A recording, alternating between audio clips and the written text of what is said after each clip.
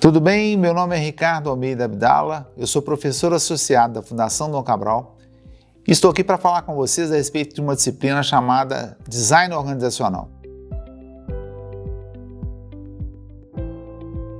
Essa disciplina ela tem um objetivo fundamental que é revermos a nossa estrutura organizacional, e quando eu falo de estrutura organizacional, eu estou falando da necessidade de nos adaptarmos ao contexto onde a empresa se insere.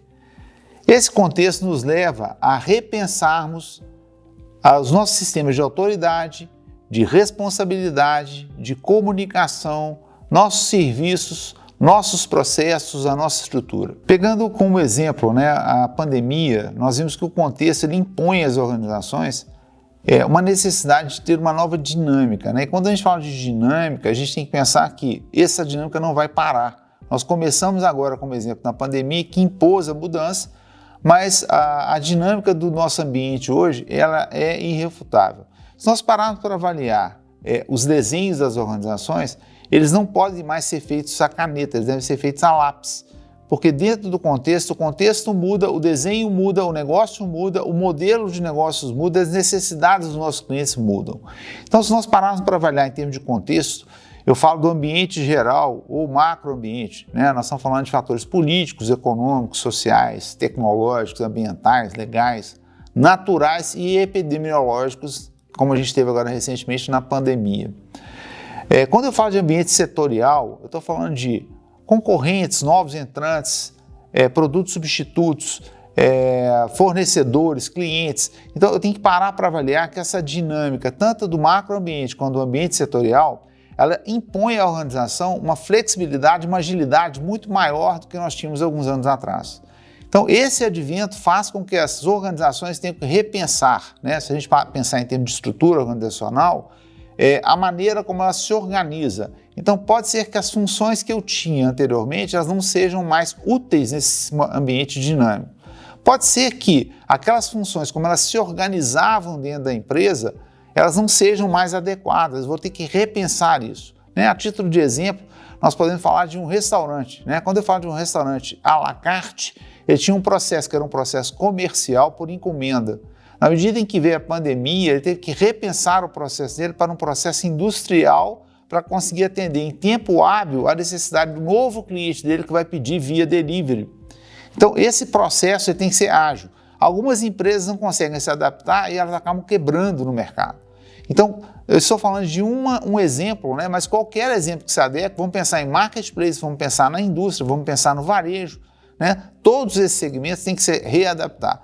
E o design organizacional vai levar a empresa a repensar a maneira como ela se organiza e repensar também as entregas que ela tem em relação ao mercado. Então, quando falamos em modelo de design organizacional, a importância da dinâmica para a organização, nós estamos falando de alguns fatores que são importantes. Então, quando a gente fala de design, eu estou falando de, primeiro, estratégia. Qual é a estratégia da organização? A sua organização compete por diferenciação? Ela compete por liderança em custos, eficiência operacional? Isso tem a ver com a maneira como você vai desenhar a sua organização. Então, pensa nisso. O segundo momento, eu tenho que pensar em como que vai ser a minha estrutura organizacional para atender a mudança do contexto e a mudança da estratégia ou a sustentação da minha estratégia. Quando eu falo de estrutura, eu estou falando da maneira como a empresa se organiza e estou falando de todos os sistemas que estão por trás dessa estrutura.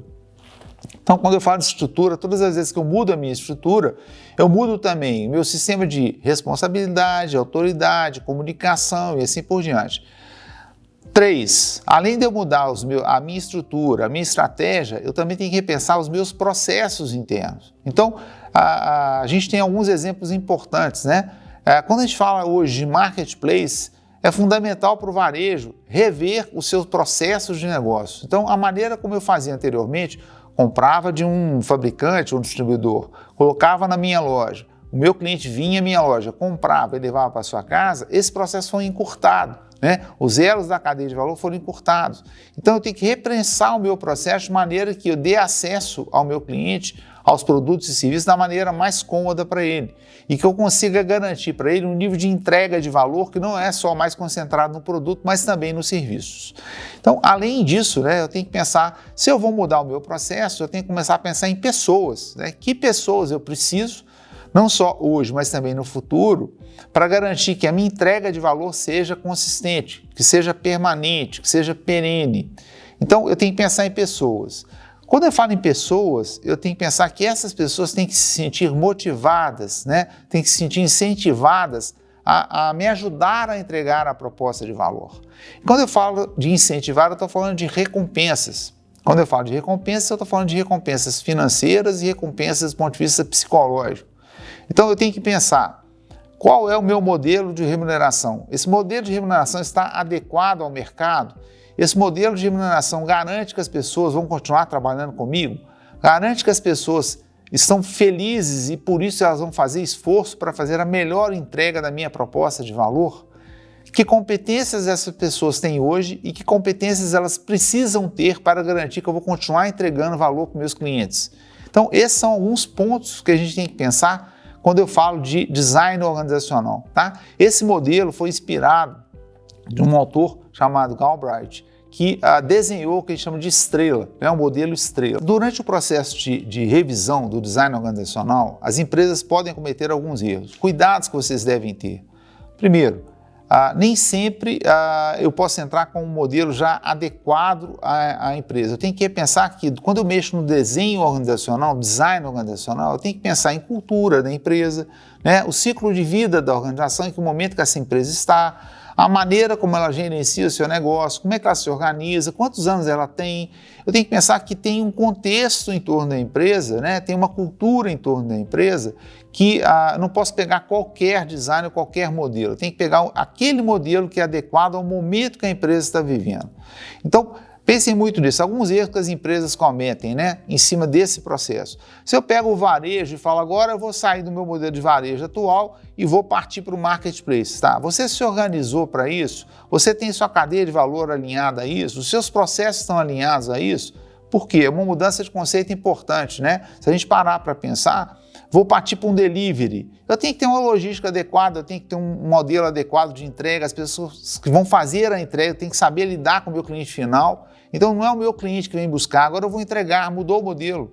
Né? Na indústria, por exemplo, quando a gente fala, né, de erros, né, tem indústria que, não, agora eu vou horizontalizar minha organização. Será que é o modelo mais adequado para a indústria? Será que você não tem que ter parte horizontalizada, parte ainda mais vertical, né, mais uma cadeia de comando e controle por ser uma indústria? Eu tenho uma empresa de vigilância.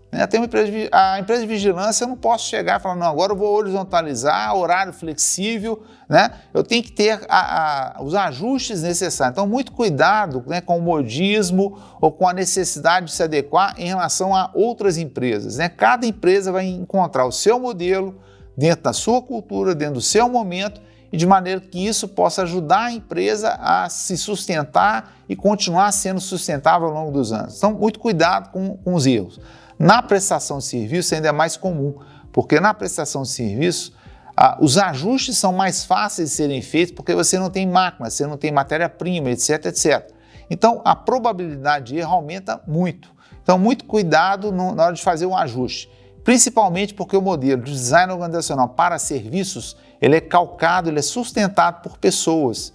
Então, você deve primeiro preparar as pessoas para que elas se adaptem a um novo modelo. E não mudar o modelo e fazer com que as pessoas se adaptem, porque você vai ter um problema, você vai ter um gap, né? A gente faz uma brincadeira que você vai ter um canyon entre a situação atual e a situação proposta do segundo momento. Então, muito cuidado com esses fatores, seja serviço, seja indústria, seja varejo, seja o que for.